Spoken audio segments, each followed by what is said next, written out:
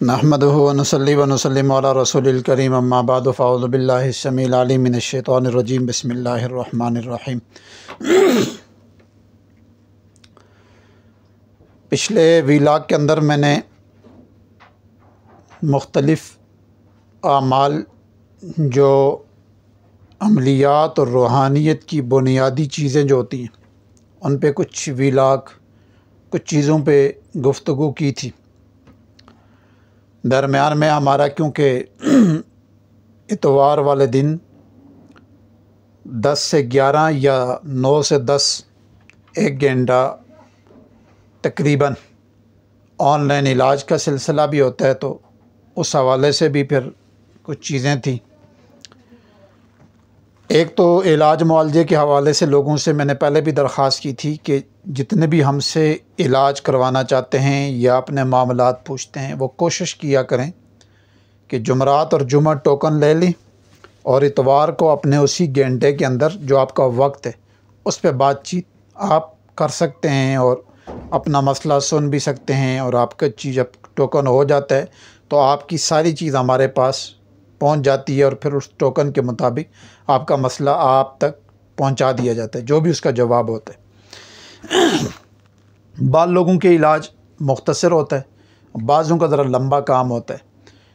तो मर्ज़ तक है कि किसकी मर्ज़ कितनी गहरी है, किसकी कितनी मुख्तसर है। बहरहाल आज जो हमारा वीलाग है वो है सूरह यासीन के अंदर एक आयत आती है, वजालना मिन बैन अयदीहिम सद्दन व मिन खल्फिहिम सद्दन फग़शयनाहुम फ़हुम ला युबसिरून। याद रखें, यह आयत बतौर हिफाजत और बतौर हिसार ये बुनियादी चीज़ है और इसके ऊपर मेहनत और मुजाहिदा किया जाता है।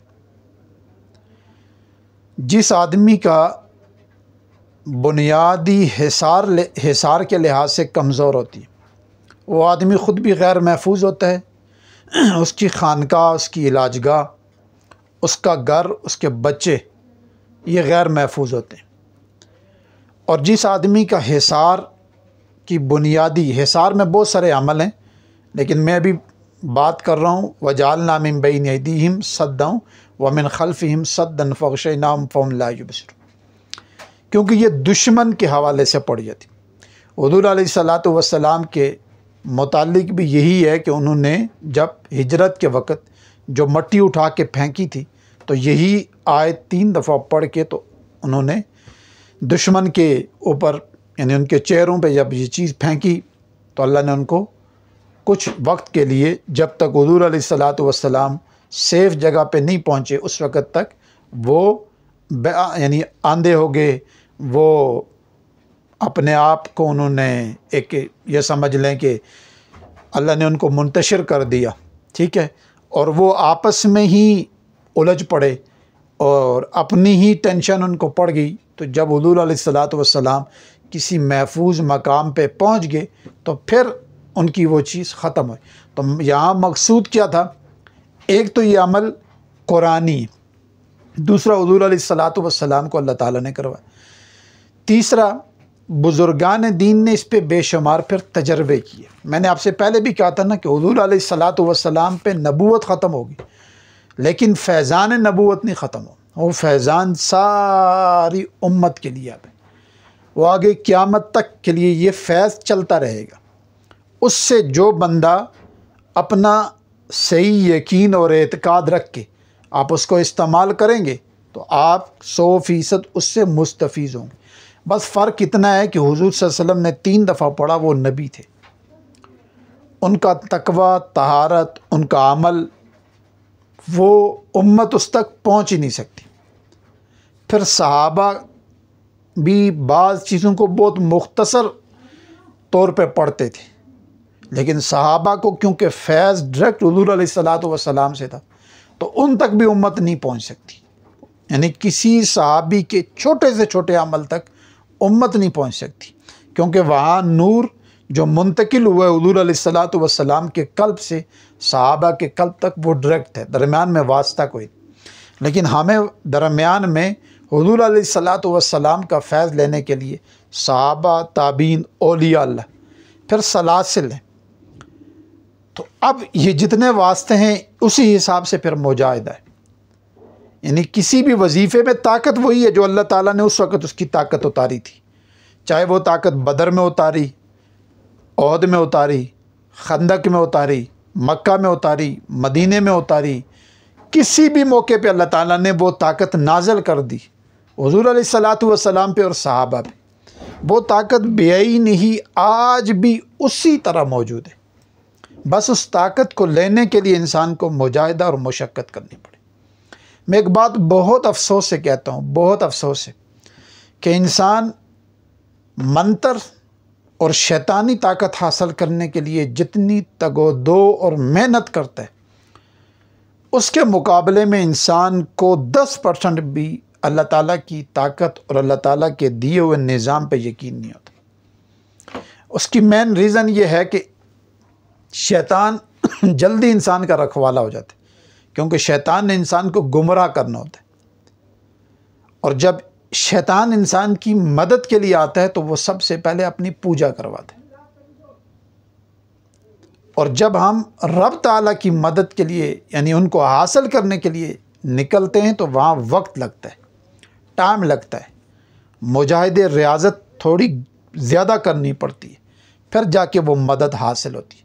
لیکن شیطان کی جو مدد اور طاقت ہے یہ عارضی ہے، یہ کمزور ہے، اس میں ہزار نہیں لاکھوں نقصانات اور عیب موجود ہیں، اور اللہ تعالیٰ کی ذات میں طاقت میں کوئی عیب نہیں، کوئی کمی پیشی نہیں، اور وہ سراپا خیر، برکت، راحت اور سکون ہے۔ تو آپ نے وَجَعَلْنَا مِن بَيْنِ أَيْدِيهِمْ سَدًّا وَمِنْ خَلْفِهِمْ سَدًّا فَأَغْشَيْنَاهُمْ فَهُمْ لَا يُبْصِرُونَ، اس آیت کو پہلے 40-41 دن تک ایک ہی جگہ ایک ہی وقت مقرر کر کے، یعنی مکان اور زمان دونوں چیز کی قید لگا کے اپنے اوپر، یعنی ایک ہی وقت رکھیں، ایک ہی جگہ رکھیں، مکان بھی ایک اور آپ کا وقت بھی ایک ہو، زمان اور مکان کی قید لگا کر آپ اس کو 40 دن پڑھ لیں، 300 دفعہ یا 313 یا 360 پڑھنے کے بعد اس کے بعد آپ اس کو روزانہ کوئی ایک چھوٹی سی اپنی تعداد رکھیں اور پڑھ کے اپنے ارد گرد اس کا حفاظتی نظام تصور رکھیں، کڑا باندھتے رہیں، اپنا گھر، بچوں کا، خانقاہ کا، علاج والے۔ اچھا، یہ ضروری نہیں ہے کہ علاج معالجے والے یہ کام عام لوگ بھی کر سکتے، یعنی یہ بہترین تریاک ہے دشمن کی حفاظت سے، دشمن سے نکلنے کی، اور یہ چیز بارہا تجربہ ہم نے کی ہے کہ اللہ تعالیٰ اس کی برکت سے بہت بڑی بلائیں، مصیبتیں، دکھ، غم، پریشانی اس بندے کے سر سے ٹال بھی دیتے ہیں اور حفاظت بھی کرتے ہیں، کیونکہ اس کے اندر اللہ تعالیٰ نے عجیب طاقت اور تاثیر رکھی ہے۔ سورہ یاسین کے اندر پوری سورہ یاسین کمال ہے، نور ہے، ہدایت ہے، طاقت ہی طاقت ہے اس میں، لیکن اس کی چند آیات ایسی ہیں جن میں طاقت ہے، بہت زیادہ پاورفل ہے۔ اس میں وَجَعَلْنَا مِن بَيْنِ أَيْدِيهِمْ سَدًّا وَمِنْ خَلْفِهِمْ سَدًّا فَأَغْشَيْنَاهُمْ فَهُمْ لَا يُبْصِرُونَ، ایک یہ آیت ہے، اور ایک اگلے ویلاک میں ایک چیز اور بتاؤں گا۔ تو اس آیت پہ آپ ذرا توجہ کر کے یقین کے ساتھ کچھ عرصہ اس پہ محنت اور مجاہدہ کر لیں، پھر دیکھیں کہ کیسے اللہ تعالیٰ کی مدد آپ کے ارد گرد ٹھہرتی ہے، آپ کیسے اللہ تعالیٰ کے حصار میں رہتے ہیں، کیسے وہ جو حفاظتی اللہ کا نظام ہے اس نظام اور اس جماعت اور اس پورے اللہ کے فضل کے اندر آپ ہر وقت رہیں گے۔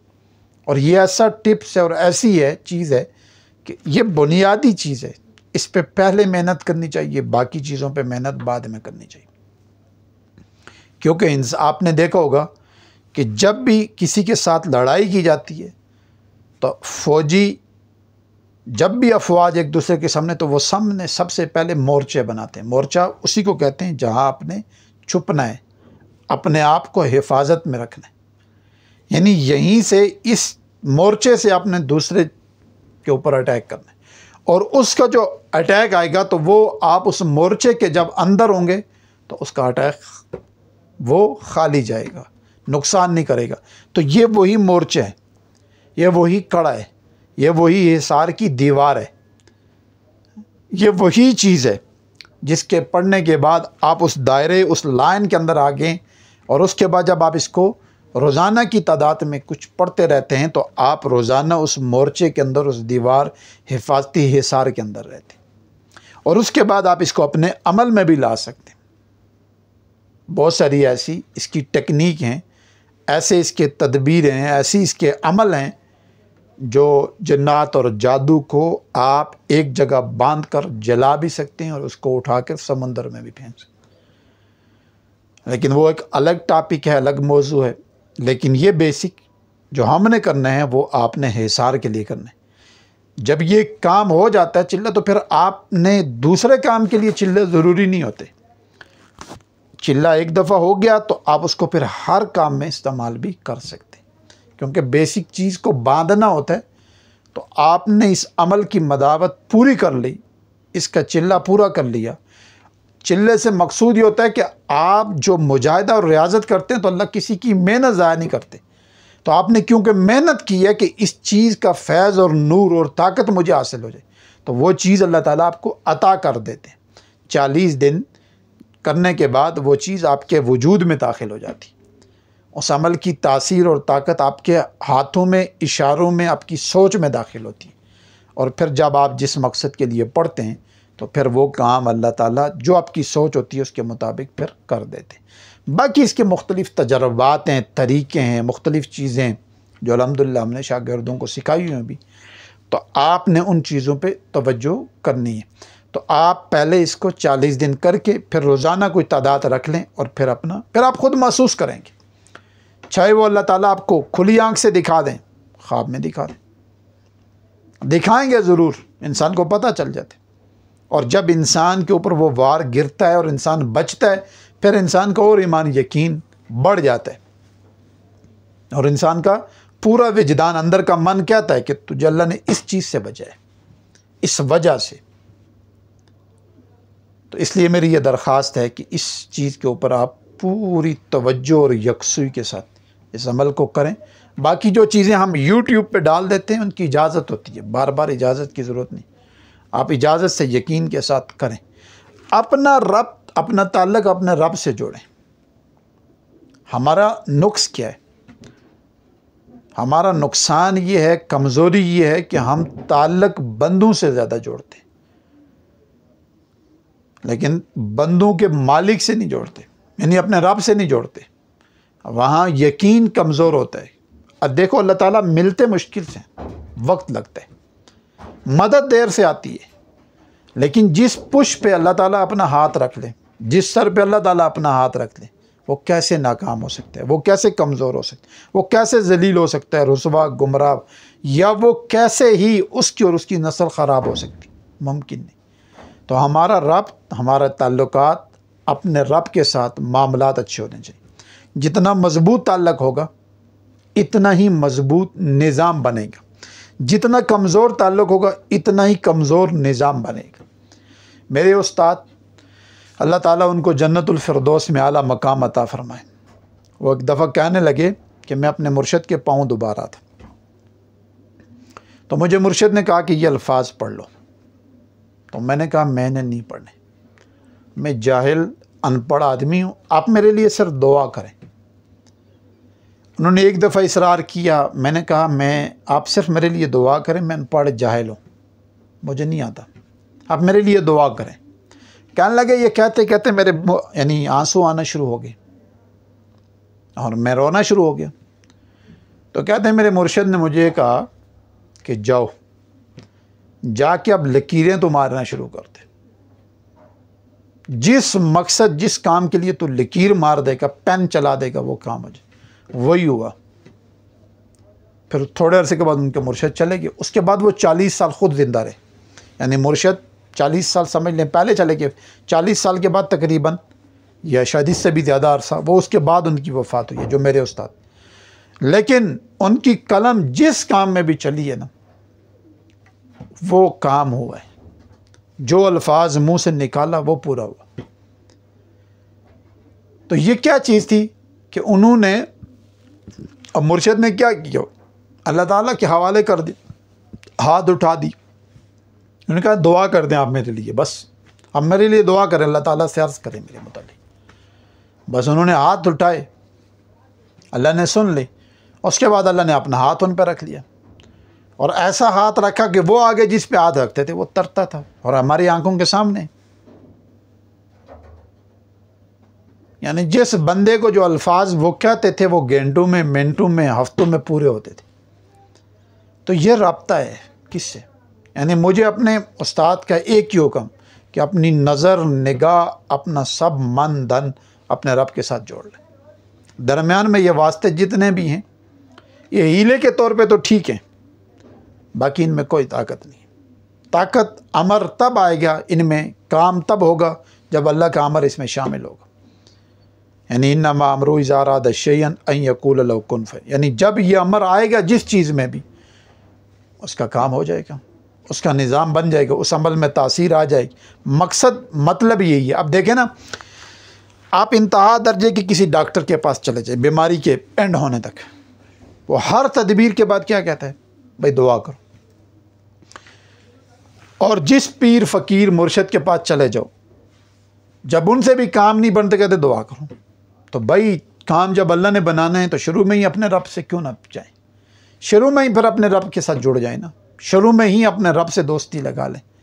یعنی یہی جو عمل ہم پڑھیں وجعلنا ممن، اللہ تعالیٰ سے اتنی راز و نیاز کریں کہ یا اللہ میری ساری حاجتیں، مرادیں، دکھ، غم اسی میں بھر دے، یہ پورا جام مجھے پلا دے، اور مجھے ایسا یہ وظیفہ، ایسا میرا یہ اسم اعظم بنا دے کہ میں ہر کام میں اس کو استعمال کروں۔ پھر دیکھیں اللہ کی مدد کیسی آتی۔